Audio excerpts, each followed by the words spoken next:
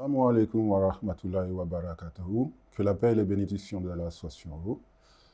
Chers frères, chères sœurs en islam, bienvenue pour cette deuxième émission de vos questions. Donc, comme son nom l'indique, ce sont vos questions auxquelles nous allons essayer de répondre aujourd'hui.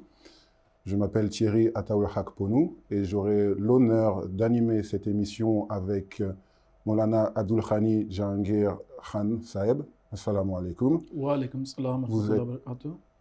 Merci. Vous êtes le responsable du bureau francophone ici à Londres. Et sans plus tarder, nous allons passer aux questions que vous nous avez envoyées. La première question vient de France, de Junaid Dobori. La voici. Quel est le concept de l'au-delà ou du monde invisible en islam? Oui, merci pour cette très intéressante question. C'est une question de grande importance. Donc, je voudrais parler d'abord de l'importance de la vie dans l'au-delà, de ce concept. En fait, je me souviens bien d'avoir entendu une fois le 4e calife de notre communauté, Hazrat Mirza Tahir Ahmad, rahimahullah, qui avait dit une fois que, en fait, lorsque je me suis adressé, a-t-il dit, à un athée, qui était officiel d'un gouvernement quelconque, je lui ai dit, dit-il, que vous devriez avoir en fait un concept de Dieu et de l'au-delà, parce que c'est une bonne chose, ce serait une bonne chose pour vous même dans ce monde-ci. Parce que si quelqu'un croit vraiment qu'il y a une vie après la mort, à laquelle il ne peut pas échapper, et qu'il y aura un jugement et un Dieu pour le juger après sa mort, il fera beaucoup plus attention par rapport au crime qu'il pourrait sinon commettre sur terre, parce que, comme le calife l'a dit, si une personne est très intelligente et elle est criminelle, elle va trouver des moyens d'échapper à la loi. Et donc, elle va continuer à commettre des crimes parce qu'elle pensera que du moment qu'on ne me voit pas, ou on ne m'attrape pas, je suis libre de poursuivre mes activités. Voilà, exactement. Mais si la personne sait qu'il y en a qu'il y a un être auquel il ne peut échapper, et que la vie après la mort est une chose inévitable, la personne pensera par 2 fois avant de commettre un crime. Donc le calife a dit que j'ai expliqué cela à l'officiel et il m'a compris. Qu'en fait, cela comporte des avantages même dans ce monde, des avantages immédiats.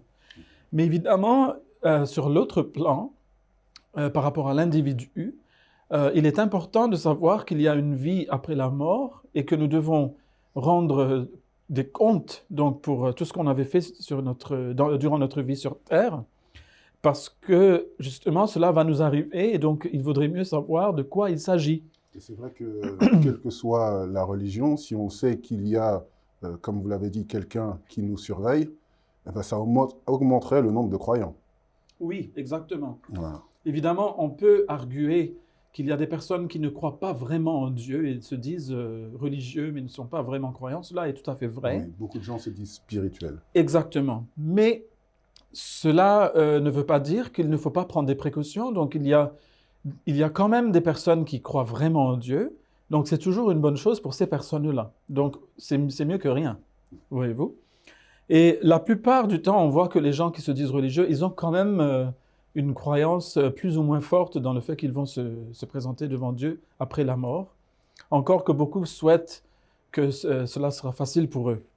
Mais en fait, il s'agit de savoir ce dont il est en fait. Et pour cela, nous devons savoir que le prophète de l'islam, le prophète Mohammed, que la paix soit sur lui, il nous a donné des explications par rapport à la vie à venir. Donc tout d'abord, on peut rappeler qu'il a fait des visions spirituelles, il a eu des révélations au sujet de la vie à venir.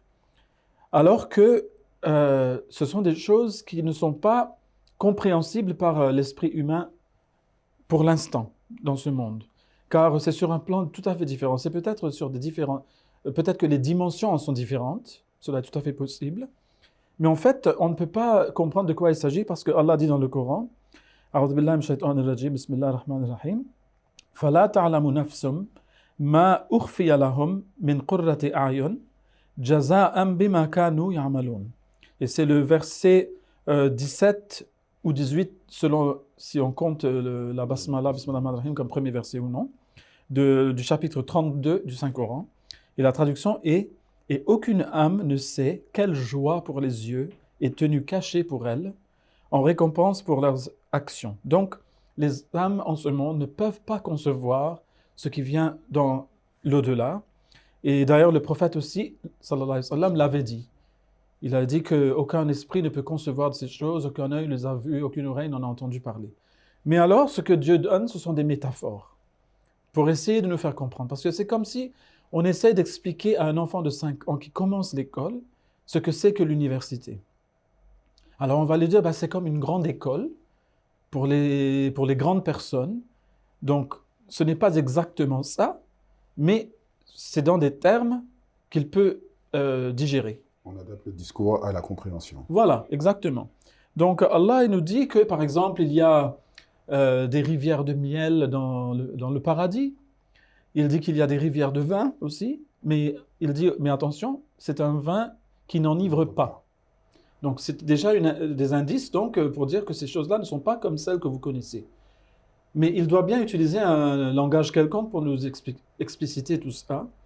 Donc, en fait, ce que nous comprenons de l'islam, c'est que nous sommes sur terre pour d'abord faire la ibada de Dieu, c'est-à-dire l'adoration d'Allah. Et à la racine même du mot ibada, c'est le sens de accepter l'empreinte de quelque chose. Donc nous devons prendre sur notre âme l'empreinte de Dieu, où nous devons refléter, si vous voulez, les caractéristiques, les qualités, les attributs de Dieu en nous. Et donc nous devons travailler sur notre âme pour être ainsi. Donc si Dieu est généreux, nous devons devenir généreux. Si Dieu est gentil, nous devons devenir gentils. Si Dieu est doux, nous devons être doux, etc. etc. Et donc c'est un peu comme si nous allons naître dans l'au-delà après la mort, comme un enfant né de sa mère.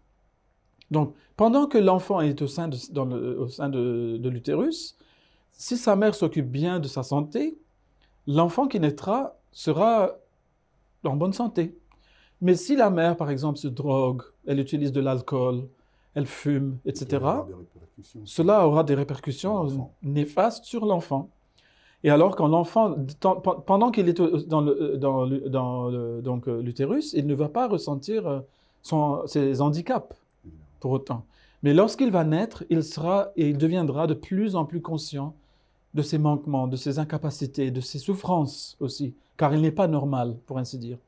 Et il devra passer par des opérations, des procédures, des traitements très, très pénibles et longs. Et donc, des souffrances longues, seulement pour être normalisé, si vous voulez, pour devenir autant normal que possible, entre guillemets. Alors, c'est comme si dans l'au-delà, ça sera comme ça. Donc, l'enfer, ça sera comme cet hôpital où les âmes dont les propriétaires ne s'étaient pas occupés dans ce monde devront être remises à neuf. Elles devront être normalisées, si vous voulez. Naissance, quelque part. Voilà. Et c'est là qu'elles pourront commencer à bénéficier des délices du paradis, parce que sinon, elles ne sont pas dans une forme appropriée pour cela. Et donc, nous, notre concept de l'enfer, ce n'est pas un enfer éternel, au contraire, c'est comme un hôpital, en fait. Mais c'est une place de souffrance. Donc, Allah nous dit, vous pouvez choisir. Soit vous acceptez de petites pénitences dans ce monde pour agir positivement sur votre âme, pour la préparer pour l'au-delà, pour la vie à venir, qui, elle, est éternelle. Cette vie-là, comme Allah le dit dans le Coran, elle est tout à fait éternelle. Et, ou bien, préparez-vous pour de grandes souffrances dans l'au-delà. C'est comme la mère, donc, soit elle s'occupe de sa santé lorsqu'elle est enceinte, ou bien l'enfant qui doit souffrir, donc c'est comme l'âme qui sort maintenant, qui va souffrir plus tard. Donc, c'est ça le message, en fait, grosso modo, de l'islam. Mais alors, vous voyez, il y a certaines religions très peu de religions, il faut le dire, mais certaines, qui disent qu'il n'y a pas de vie après la mort. Alors, le danger, c'est comme celui que j'avais mentionné au tout début. C'est au niveau de la criminalité. Lorsque des gens qui adhèrent à cette religion arrivent à esquiver la loi, etc., eh bien, elles continuent de commettre des crimes impunément et pensent que tout ça va venir arriver à sa fin donc, lorsque je mourrai. Donc après, il n'y aura plus de rendement de compte ou rien du tout. Donc c'est très important d'avoir cette croyance dans l'au-delà, même si l'au-delà n'existe pas. Vous voyez? Jazakallah, merci pour cette réponse. La deuxième question sera une question vidéo. Elle nous vient de Mayotte. Elle est posée par Ahmad Jawad. Assalamu alaikum wa rahmatullahi wa barakatuh. Je suis Ahmed Jawad de l'association musulmane Ahmadiyya de Mayotte. J'ai une question. Ma question concerne, est-ce que le Messie promis qui est arrivé aujourd'hui dans ces derniers temps est venu juste pour les musulmans ou pour le monde entier? Très intéressante question. Oui, absolument. Eh bien, dans une précédente émission donc, de cette série, j'avais lu un extrait des écrits du Messie promis. Et je vais juste lire la partie qui a trait à cette question-là. Donc, le Messie promis a dit que Dieu veut que tous ceux qui habitent les différentes parties de la terre, par exemple les habitants de l'Europe comme ceux de l'Asie, tous ceux qui ont une nature juste, soient attirés vers l'unicité de Dieu et réunis dans une seule foi. Tel est le but divin que je suis venu accomplir. Poursuivez, dit-il à ses suivants, poursuivez cet objectif, mais en toute humilité, avec de bons exemples et d'incessantes prières. Et donc voilà, il résume un peu sa mission. Et là, c'était tiré de son livre Al-Wasiya. Mais à d'autres endroits, il dit aussi que je suis venu aussi bien pour les chrétiens que pour les hindous, que pour les bouddhistes, et pour les musulmans et pour les autres. Donc il est venu pour tout le monde en fait. Il appelle tout le monde vers le vrai Dieu, le Dieu qui existe. Et cela donc se lie un petit peu avec la question qu'on venait d'entendre, dans le sens que il est venu donner la preuve qu'il y a une vie après la mort, en faisant des prophéties qui se sont accomplies les unes après les autres. Parce qu'Allah nous dit que vous ne pouvez pas voir la vie dans l'au-delà, parce que vous n'y êtes pas encore, et vous ne pouvez pas concevoir de ce concept, mais pour vous prouver que ce que je dis est vrai, je vais dire des choses à mon messager, et il va vous dire, voilà, cette chose va se produire, et elle se produira. Et après, je lui en dirai une autre, et une autre, et une autre, et une autre. Et à la longue, les gens vont dire, ben, écoutez, cet homme, il ne ment pas, donc pourquoi mentirait-il alors à propos de la vie à venir? Et donc ça, c'est la plus grande preuve de l'existence de Dieu, c'est qu'un homme prédise des choses qui sont impossibles à savoir par des êtres humains. Voilà, qui se situent dans le futur, dans l'avenir. Et donc, en fait, la mission du Messie promis, c'est de donner ces signes-là aux gens, afin que les gens réfléchissent et afin que les gens réalisent qu'ils ont un créateur, que l'univers est en train d'appeler vers ce créateur, et qu'il y a un messager qui a été envoyé en ce temps, qui appelle vers le vrai islam envoyé par Allah, donc 1400 ans de cela, notamment par la personne du prophète Mohammed, que la paix soit sur lui. Donc nous appelons les gens à revenir et revoir cet islam-là. Pas l'islam tel qu'il est dans le monde moderne maintenant, qui s'est diversifié et où il y a toutes sortes de nouvelles choses qui se sont incrustées dedans, etc., etc. Beaucoup de choses injustes s'y trouvent, malheureusement. Nous appelons à l'islam du début. Donc on voit encore une fois une progression dans le message que Dieu a envoyé à tous ses prophètes et que aujourd'hui, il y a des choses auxquelles on peut répondre plus facilement. Oui. Jazakallah. La troisième question, elle vient du Burkina Faso, de Ouagadougou. Elle est posée par Mandenabi Moussa. La voici. Dans le Saint-Coran, Allah a dit qu'il a façonné les cieux et la terre en 6 jours. Donc, quel est le concept de la création des cieux et de la terre en islam? Et que représentent vraiment ces 6 jours? Oui. Sont-ils semblables à ceux que nous connaissons? Alors, tout d'abord, il est vrai de dire que le Coran, comme la Bible, mentionne la création des cieux et de la terre comme ayant eu lieu en 6 jours. Voilà. Donc, en arabe, c'est Sittat Ayyam. Voilà. Oui, dans la Bible, il était spécifié que Dieu s'est reposé le 7e jour. Le Coran, par contre, ne dit rien de cela. Mais il y a une grande différence quand même entre ces deux récits. Et c'est parce que dans le livre de la Genèse, donc c'est le premier livre de la Bible, lorsque il est mentionné que donc, Dieu a créé ceci, cela le premier jour, il dit ensuite qu'il y a eu un soir et un matin. C'était le premier jour. Vous voyez? Et ensuite, le deuxième jour, il y a encore un soir et un matin, etc., etc. Et donc, on est en train de limiter ces jours à des jours de 24 heures. Alors que le Coran, lui, ne dit pas cela. Et d'ailleurs, ce qu'on voit plutôt, c'est que Allah dit que dans le langage de Dieu, un jour peut signifier 1000 ans. Ça, c'est dans un verset du Coran. Dans un autre verset du Coran, Allah dit un jour peut être 50 000 ans, selon ce que vous comptez vous, comme vous calculez le temps. Et donc, cela signifie qu'un jour signifie une période qui peut être très longue, ou elle peut être de 24 heures. Ce n'est pas spécifié. Et lorsque nous allons dans les lexiques de la langue arabe, nous voyons qu'effectivement, le mot « yaum » en fait, signifie une période. Et cela peut aussi s'appliquer à l'hébreu du texte biblique, mais le problème, c'est que quelqu'un est venu par la suite et a ajouté, et il y a eu un soir et un matin, donc le premier jour. Donc là, malheureusement, ça a limité la chose. Donc le Coran n'a pas ce problème. Donc dans un verset, Allah dit, c'est Allah qui a créé les cieux et la terre, et ce qui est entre eux en 6 jours, puis il s'est établi sur le trône. Donc il a exercé son contrôle sur tout cela. Vous n'avez pas d'aide ou d'intercesseur en dehors de lui. Ne réfléchirez-vous donc pas? Et dans un autre verset, il proclame, dit, ne croyez-vous pas en celui qui a créé la terre en 2 jours et lui attribuez-vous des égaux? C'est lui le Seigneur des mondes. Donc là, on est en train de voir que la création de l'univers en tant que tel a pris 6 jours et que la création de la terre, par contre, a pris 2 jours. Donc, nous avons un rapport de 2 à 6 ou de 1 à 3 par rapport à la création de la terre et la création de l'univers. Et maintenant, lorsque nous nous tournons vers ce que la science a découvert jusqu'ici, sur l'âge de l'univers et de la Terre, nous voyons que l'âge approximatif de la planète Terre est de 4,56 milliards d'années. Et l'âge de l'univers est approximativement 13,77 milliards d'années.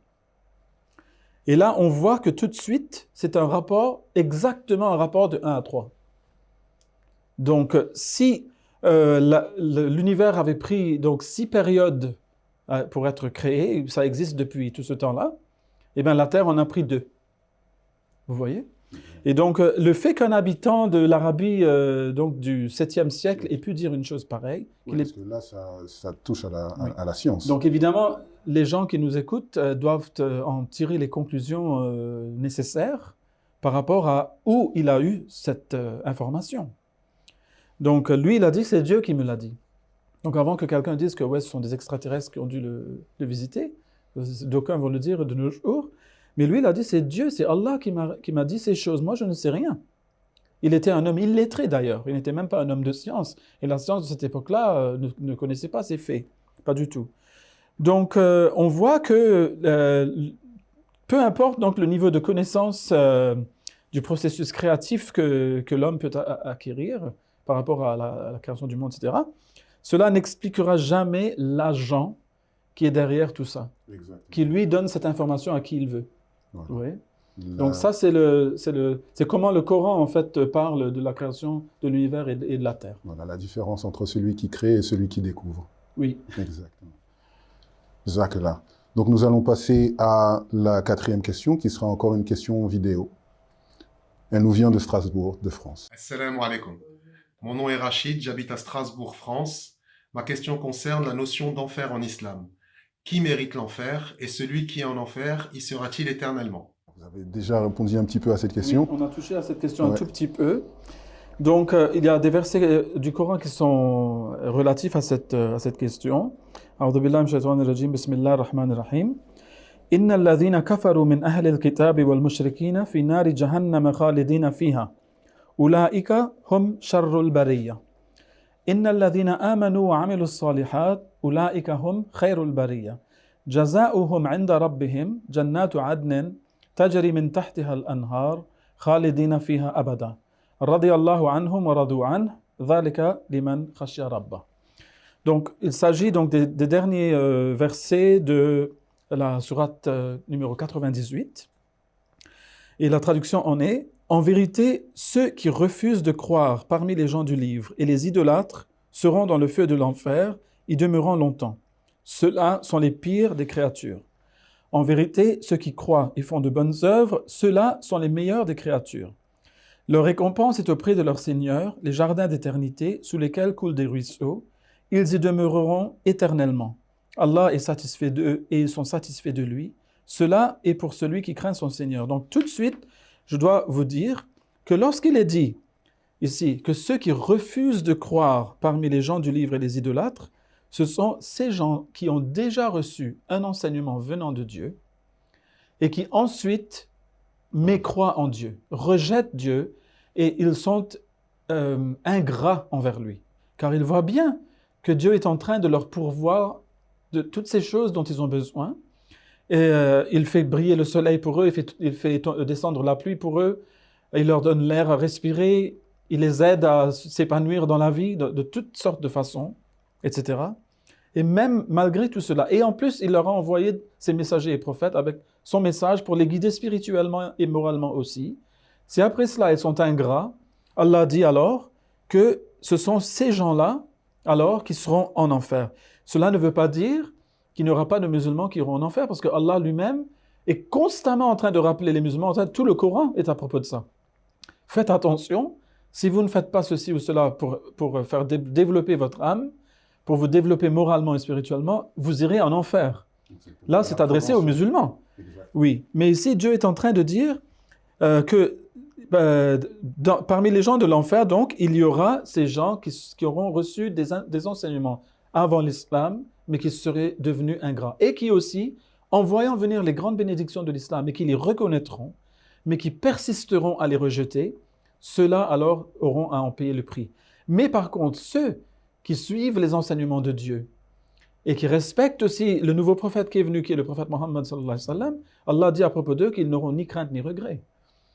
Donc, on n'est pas en train ici de condamner les gens du livre, les chrétiens, juifs et les idolâtres de façon généralisée, non pas du tout. Ce sont des gens qui ont cette ingratitude profonde en eux, et ce sont là des pires des créatures, parce que Dieu les a bénis plus que toute créature. Donc, quand ils sont ingrats, Allah les appelle les pires. Mais là, le mot est « khalidina fiha ». Ils vont y demeurer longtemps. Mais par contre, quand Allah parle de ceux qui font de bonnes œuvres, il dit « khalidina fiha abada ». Ils vont y demeurer éternellement. Donc, on voit la différence dans le langage ici, et cela indique que l'enfer sera certes long, mais ne sera pas éternel, mais que le paradis, par contre, sera éternel. Donc, en fait, ces versets-là suffisent pour démontrer que l'enfer donc ne va pas durer pour toujours. Jazakallah pour cette réponse, merci beaucoup. Vous avez toujours cette possibilité de nous envoyer vos questions à l'adresse suivante, vosquestions@mta.tv. Vous pouvez, comme vous l'avez vu, les envoyer par vidéo, aussi par écrit ou par audio. Et on va passer maintenant à la dernière question pour cette émission, qui vient de Suisse, Genève, qui est posée par Irfan Thaker. Voici la question. Quelle est la différence entre la communauté musulmane Ahmadiyya et l'État islamique, qui déclare également avoir un calife? Oui, donc nous avons un calife, c'est notre leader, c'est notre chef spirituel, et il est le chef spirituel de plusieurs dizaines de millions d'Ahmadis répartis sur plus de 200 pays dans le monde. Donc déjà, une grande différence entre lui et un calife donc, qui est très restreint dans ses mouvements, dans son influence, etc. Mais quand on voit un peu les actions, parce qu'en fait, ce sont dans les actes et les actions qu'on peut déterminer le véritable caractère de l'office que tient quelqu'un, ou du caractère de la personne elle-même. Et on voit par exemple que tout de suite, la différence est frappante. Alors nous voyons que le calife de l'imam al-Mahdi, qui est le calife de la communauté Ahmadiyya, c'est un calife qui gère des centaines d'écoles séculières, en Afrique par exemple, et aussi dans d'autres pays, notamment à Haïti ou d'autres pays, pour les enfants de toute confession, donc pas seulement pour les musulmans Ahmadis, mais aussi pour d'autres musulmans, pour les chrétiens, pour les non-croyants. Des ministres et gouvernants de plusieurs pays y sont passés dans le passé, donc. Alors que les califes, par exemple, de l'État islamique ou bien de Boko Haram, parce qu'on peut les mettre un peu entre les mêmes parenthèses, détruisent les écoles par centaines et brûlent les livres de connaissances séculaires et tuent aussi les écoliers. Donc on voit déjà une différence énorme. Le calife de l'Ahmadiyya a fait construire des centaines de mosquées partout dans le monde. Maintenant, nous en comptons plus de 15 000 mosquées dans le monde. Et les deux autres califes détruisent des mosquées, surtout le calife de l'État soi-disant islamique. La communauté du calife de l'Ahmadiyya, donc la communauté Ahmadiyya, contribue à la réparation et la protection d'églises et autres lieux de prière. Par exemple, des temples hindous, des églises chrétiennes, etc., chrétiennes. Mais les autres califes, soi-disant califes, détruisent des églises et autres lieux de prière. Ils détruisent même des mosquées. Alors, quoi dire? Donc notre calife à nous, il gère des dizaines d'hôpitaux. Le plus récent a été ouvert en octobre au Guatemala. Et c'est au service des plus pauvres, c'est loin des centres, c'est là où se trouvent les plus pauvres de la nation. Et les services ils sont donnés donc gratuitement à ces gens-là. Alors que les agents donc, de l'État islamique lancent des attaques sur les hôpitaux aussi, les cliniques et le personnel médical. On voit que le calife de l'Ahmadiyya gère une ONG internationale Humanity First qui soulage donc la souffrance sans aucune distinction de race ou de religion, alors que les autres califes, eux, les soi-disant califes de Boko Haram et de Daesh, ils torturent et massacrent les innocents, les hommes, les femmes, les enfants par milliers, ils s'attaquent aussi aux ONG. Alors que nous coopérons avec d'autres ONG qui ne sont pas de l'Ahmadiyya. Toutes ces choses que vous nous citez, on a la possibilité de les retrouver. Toutes ces choses que vous dites, ce sont des actions concrètes. On a la possibilité de les voir partout sur les médias. Oui. Et on atteste. Exactement. Pas du tout. Et donc, nous, le message que véhicule donc ce calife que nous avons est un message de paix, d'amour et de tolérance et de pluralisme. Alors que les autres veulent détruire tout ce qui n'est pas eux. Donc, ils veulent forcer les gens à les suivre et sinon, ils les tuent. Donc, c'est comme la nuit et le jour, c'est comme la lumière et l'obscurité. Il n'y a absolument pas de lien entre les deux, sinon le titre de calife. Donc, si les gens veulent savoir ce qu'est vraiment un calife islamique, qu'ils regardent les activités, qu'ils surveillent les activités de notre calife à nous dans l'Ahmadiyya. C'est là qu'ils sauront de quoi il s'agit. Eh bien, ça complète vraiment notre émission. Merci pour cette réponse. Vous avez eu la possibilité de voir où est l'islam dans cette réponse, le véritable islam. Cette émission se termine. À bientôt, à la prochaine émission. Assalamu alaikum wa rahmatullahi wa barakatuh. Que la paix et les bénédictions d'Allah soient sur vous.